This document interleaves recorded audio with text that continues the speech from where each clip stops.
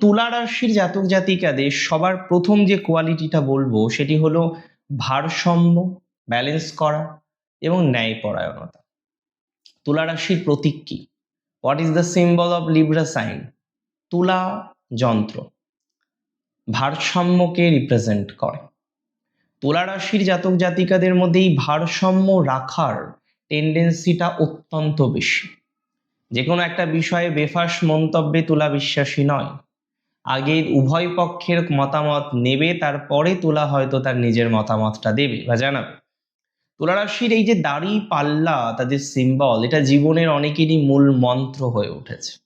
যে যা বলবো ব্যালেন্স রেখে বলবো, ন্যায়পরায়ণতা রাখবো, ন্যায়পরায়ণতা রক্ষা করার চেষ্টা করব, এবং যে কোনো পরিস্থিতিতে তুলা সবাইকে সমান চোখে দেখতে পারেন। যেমন শনি, শনির রাজ্যে বন্ধু শত্রু নেই।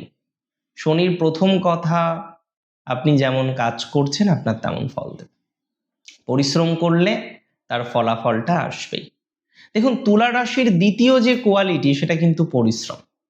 তুলা রাশিতে এসে শনি তুঙ্গ হয়। রাশিচক্রে এতগুলো রাশি আছে, শনি কিন্তু অন্য রাশিগুলিতে গিয়ে তুঙ্গ হচ্ছে না, তুলাতে গিয়ে তুঙ্গ হচ্ছে। অর্থাৎ এই তুলা রাশির ক্ষেত্রে কিছু না কিছু প্রভাব তো আছে যেটা শনির অত্যন্ত প্রিয়।